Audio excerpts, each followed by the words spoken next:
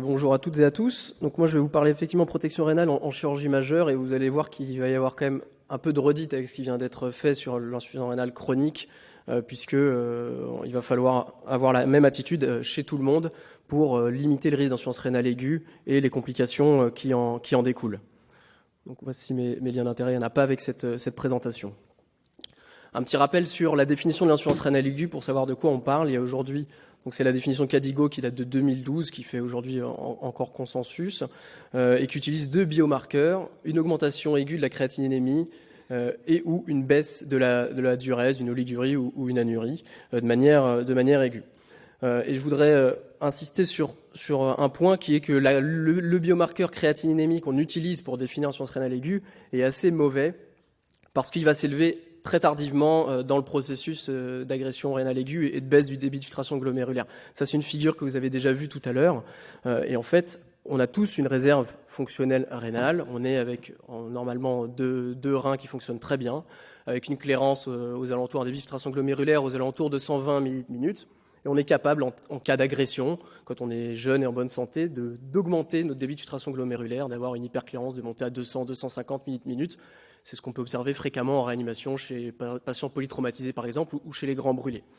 Et donc, chez ces patients-là, quand il va y avoir une agression rénale, avant qu'on observe une augmentation de la créate, il va falloir une agression rénale extrêmement importante qu'on ne va pas mettre en évidence avec la créate. Et on voit que la créate commence à monter quand on arrive aux alentours de 50-60 minutes de clairance, ce qui est déjà extrêmement bas. Et donc, il y a un concept qui est en train d'émerger et probablement que les définitions vont changer peut-être dans le futur avec le concept d'insuffisance rénale aiguë infraclinique qui sont les agressions rénales qui ne sont pas mises en évidence par une augmentation de la créate mais qui pourraient être mises en évidence par des dosages de biomarqueurs alternatifs. Et ça pourrait faire l'objet d'un topo entier, mais c'est important à avoir en tête quand on parle de protection rénale et pas juste regarder la créate et se dire la créate de mon patient n'a pas monté, je suis content, c'est-à-dire que j'ai bien fait mon travail. Si votre patient il a 20 ans, il a pu être très hypotendu en péropératoire, la créate ne va pas monter et pourtant probablement qu'il y a eu une souffrance rénale mais que vous n'avez pas pu mettre en évidence. Donc pourquoi c'est important de s'intéresser à la protection rénale? Parce que l'insuffisance rénale post-opératoire, c'est extrêmement fréquent. Ça, c'est une étude toute récente qui est publiée en juillet en 2023 dans l'ICM, une étude observationnelle prospective internationale où les auteurs regardaient l'incidence de l'insuffisance rénale aiguë post-opératoire en chirurgie majeure. Et donc là, il y avait 18%, donc c'est sur un peu plus de 10 000 patients, 18% d'insuffisance rénale aiguë post-opératoire. Donc c'est quelque chose qu'on va tous rencontrer et qu'on rencontre extrêmement fréquemment. On va voir que c'est essentiellement des insuffisances rénales aiguës KDIGO 1 dans 63% des cas, et puis ensuite 25% quand même de KDIGO 2 et 10% de KDIGO 3, ce qui est pas négligeable.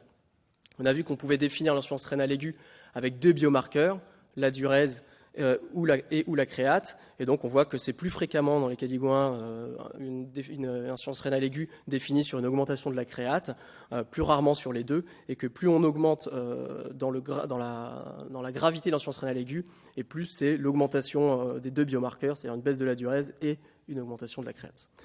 Et donc c'est fréquent et c'est grave parce que c'est associé à une augmentation de la mortalité. On voit ici que la mortalité, c'est en gris foncé, que cette mortalité augmente au fur et à mesure de l'augmentation de la gravité de l'insuffisance rénale aiguë. Et on est à quasiment, là c'est la mortalité hospitalière, on est à plus de 40% de mortalité hospitalière chez les patients qui ont une insuffisance rénale aiguë KDIGO 3 sur les deux biomarqueurs.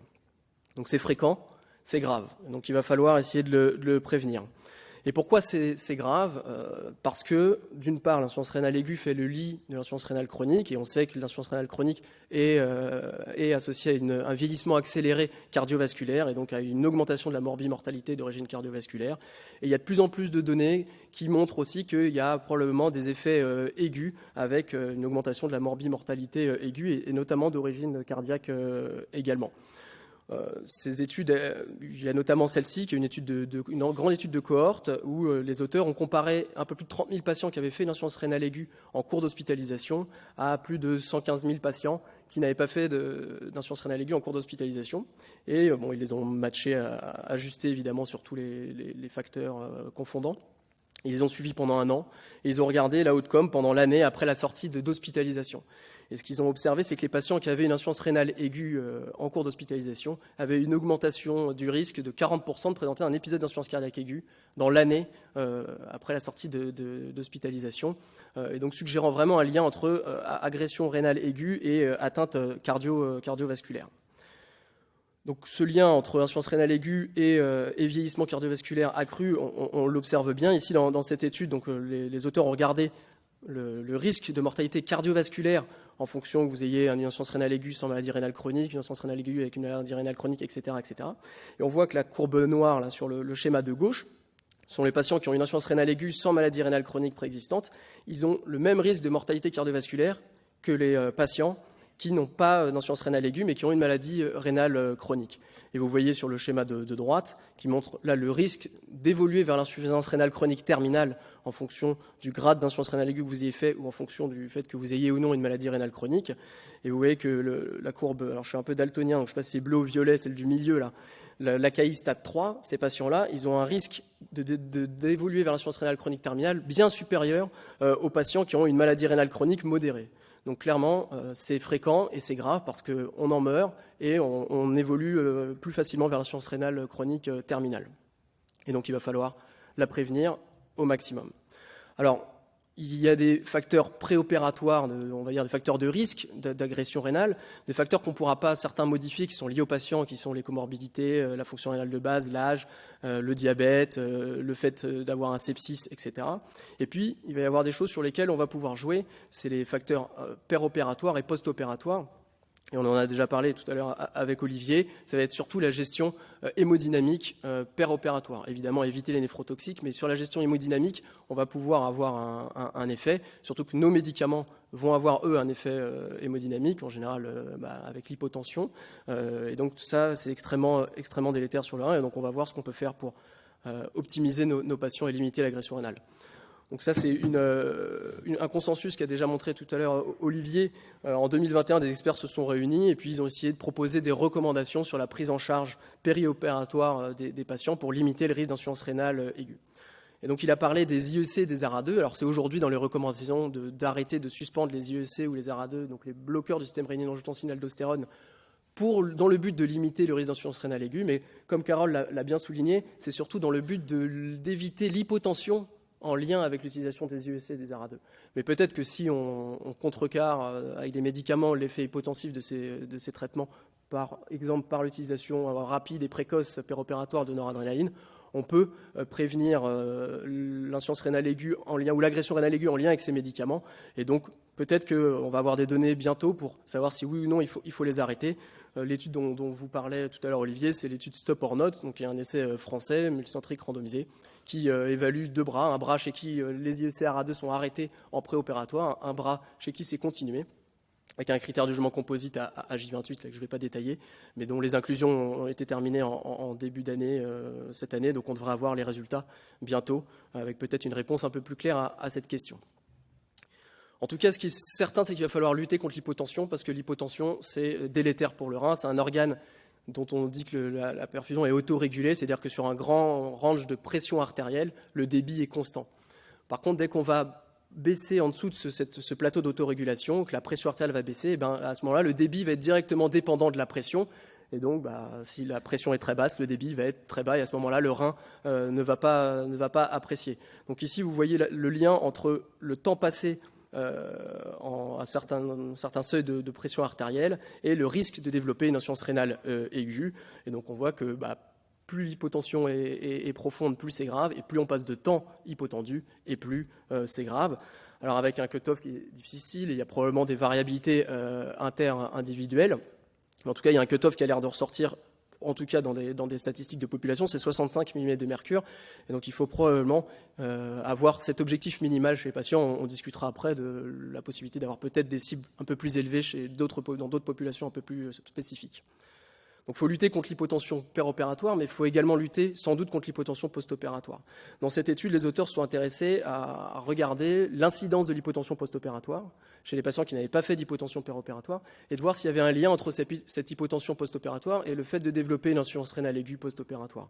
Donc c'est un peu plus de 67 000 patients, une grande cohorte.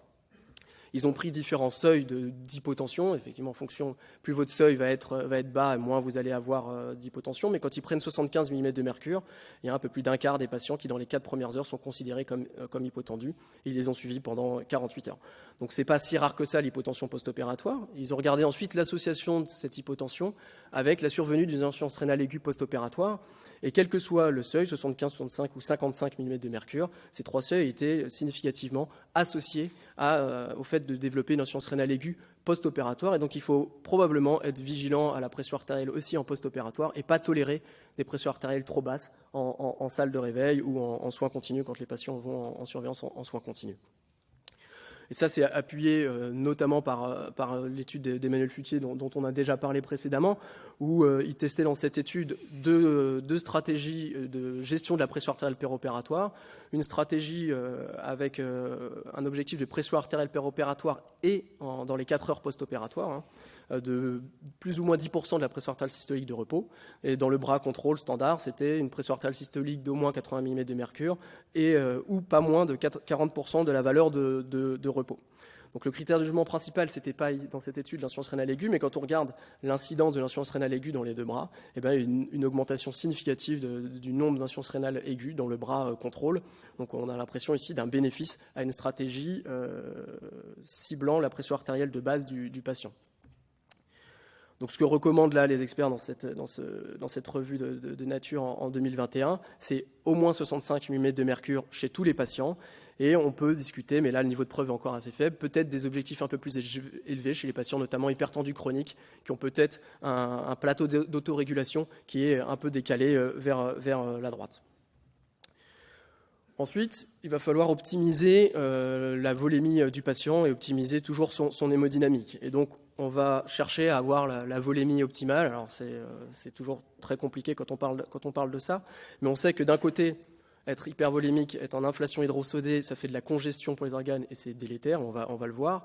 Mais de l'autre côté, être hypovolémique, ça a aussi ça induit des problèmes de perfusion d'organes et on va être délétère. Et donc, il va falloir trouver ce juste milieu. Il y a des auteurs qui ont essayé de définir des cut-offs, de trouver des cut-offs de balance hydrosodée péropératoire au-dessus de laquelle on commence vraiment à être délétère.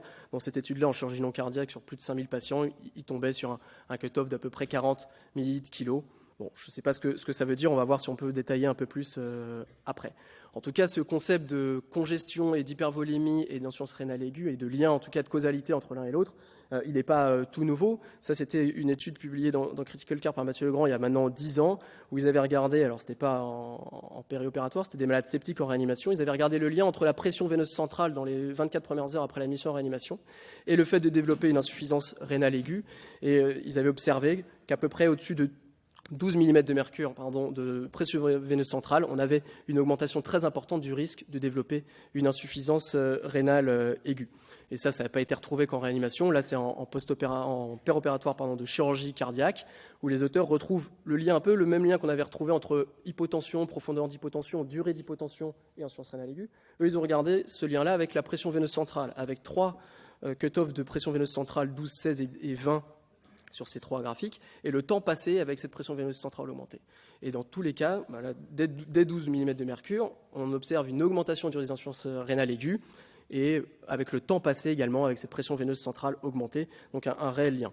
Et c'est pas nouveau et ça sort pas de nulle part. Ce qui a montré ça, c'est des vieilles études de physiologie, de Lancet 88, donc c'est pas tout récent. Là, c'est chez le rat, mais on observe à peu près la même chose chez l'homme. Ils font monter artificiellement la pression veineuse centrale chez l'animal, et on voit le débit de perfusion rénale qui est à peu près au-dessus de 12 mm de mercure commence à chuter, et le débit de filtration glomérulaire qui également commence à chuter. Quand il restaure une pression veineuse centrale à 0, eh bien, on restaure une perfusion rénale normale et un débit de filtration glomérulaire normalement. Donc il va falloir lutter contre la congestion. Alors, il y a des gens qui se sont dit, s'il ne faut pas être congestif, soyons restrictifs. Et avant d'arriver sur le restrictif, on va juste voir comment on peut quand même dépister cette congestion. Il y a la possibilité de monitorer la pression veineuse centrale quand les patients ont un cathéter veineux central, et il faut le faire si on a un cathéter veineux central, c'est non invasif, il faut juste brancher une tête de pression dessus. Et puis on a l'échographie, et je vais illustrer ça avec un cas clinique très simple. Patient de 60 ans qui a une maladie rénale chronique modérée, un brûlé à 15% de surface cutanée, on est à J2 post-opératoire, et l'infirmière vous appelle parce que ça fait en 3 heures, sur les 3 dernières heures, il a fait 50 ml de diurèse. Il est normotendu, tachycarde, et vous décidez de lui faire une échographie, puisque c'est le sujet. Donc ça, pour ceux qui ne sont pas familiers avec l'échographie, c'est une coupe de la veine cave en voie transhépatique, donc c'est le foie qu'on voit en haut et en dessous, et puis on fait du mode temps-mouvement, c'est-à-dire qu'on regarde une tranche de la veine cave au cours du temps, et donc la veine cave, c'est le gros tuyau noir qu'on voit en bas là. Donc on voit qu'elle est dilatée, qu'elle fait à peu près 2 cm de diamètre, et qu'il n'y a aucune variation respiratoire de la veine cave. Donc plutôt un patient qui pourrait être congestif. On poursuit l'échographie par une échographie cardiaque, cette fois-ci apicale 4 cavités. Donc pareil, pour ceux qui ne sont pas très familiers forcément avec l'échographie, vous avez, donc c'est inversé, les cavités gauches sont à droite, les cavités droites sont à gauche. Donc le ventricule gauche, normalement, là qui est à droite sur l'image, est plus gros que le ventricule droit. Ici, c'est le ventricule droit qui est dilaté, qui est plus gros que le ventricule gauche, et on voit à l'intérieur du ventricule droit quelque chose flotter comme ça. Donc il y a un thrombus dans le ventricule droit qui est en train de flotter. Donc ce patient, il est en train de faire une embolie pulmonaire grave, il est très congestif, et donc le dernier traitement qu'on a envie de lui faire, c'est de le remplir là. Et donc si on ne fait pas l'écho ici, et ce que je pense qu'on serait beaucoup à avoir fait avec une infirmière qui nous appelle, encore plus si c'est 3 heures du matin parce que le patient est oligurique depuis 3 heures, c'est fais-lui un petit 500 de remplissage et puis tu me rappelles dans 1 heure. Et là, très simplement, avec un outil non invasif, on a réglé le diagnostic. Et donc, l'utilisation de l'échographie est en train de se développer pour dépister la congestion parce qu'on n'a pas aujourd'hui de biomarqueurs excellents pour ça. Donc, je vous parle de ça. Pour le moment, il n'y a pas des données très, très fortes, mais il y a des scores qui ont été développés avec l'utilisation du Doppler veineux, des veines hépatiques, des veines portales et des veines rénales. Et quand on observe des anomalies du flux veineux de ces organes, ça veut dire que probablement le patient est congestif. Et donc, il y a des auteurs qui ont regardé en post-op de chirurgie cardiaque la fréquence de la congestion par ces flux Doppler. Et donc, par exemple, à J2 post-opératoire, il y a quand même 25% quasiment des patients qui ont un flux portal pathologique, un flux veineux portal. Et si on regarde le flux Doppler à 48 heures, c'est presque la moitié des patients qui ont un flux Doppler pathologique. Ils ont regardé ensuite le lien entre ces anomalies veineuses au Doppler et le risque d'insuffisance rénale aiguë. Et quand les patients avaient des flux pathologiques, ils avaient un risque accru d'insuffisance rénale aiguë. Donc c'est sans doute des outils qui vont arriver, qui vont être amenés à se développer, même si aujourd'hui il n'y a pas d'études interventionnelles avec une stratégie basée sur l'utilisation de ces outils versus un bras standard. Donc on a dit qu'il fallait lutter contre l'hypervolémie, mais il va falloir lutter aussi contre l'hypovolémie. L'étude qu'a déjà montré tout à l'heure Olivier en chirurgie abdominale majeure, 2 stratégies, une stratégie restrictive et une stratégie libérale. Donc la stratégie restrictive, pour qu'on voit à peu près les volumes qui étaient utilisés en péropératoire, c'était 8 ml/kH et c'était pas loin de 13 ml/kH dans la stratégie libérale. Et donc là, ils ont regardé le critère de jugement principal NS. Par contre, quand on regarde le critère de jugement secondaire, un des critères de jugement secondaires qui était l'insuffisance rénale aiguë, beaucoup plus d'insuffisance rénale aiguë et de recours à la dialyse dans le bras restrictif. Donc, il ne faut pas être congestif, mais il faut éviter aussi l'hypovolémie. Et alors, il y a des gens qui ont essayé de trouver quel est le volume à partir duquel, en dessous duquel, on va dire, on a vraiment des risques. Et ça, c'est un papier de Mathieu Legrand publié l'année dernière dans le BJA. Donc c'est une grande étude rétrospective multicentrique. Ils ont regardé entre autres le lien entre remplissage péropératoire et risque d'insuffisance rénale aiguë.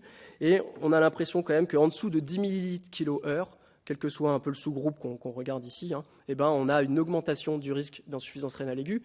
Et ça tombe pas si mal parce qu'on n'est pas loin, là, dans le bras restrictif du New England, c'était 8 ml/kH. Donc on a l'impression quand même qu'il ne faut probablement pas être en dessous de ces 10 ml/kH en chirurgie majeure.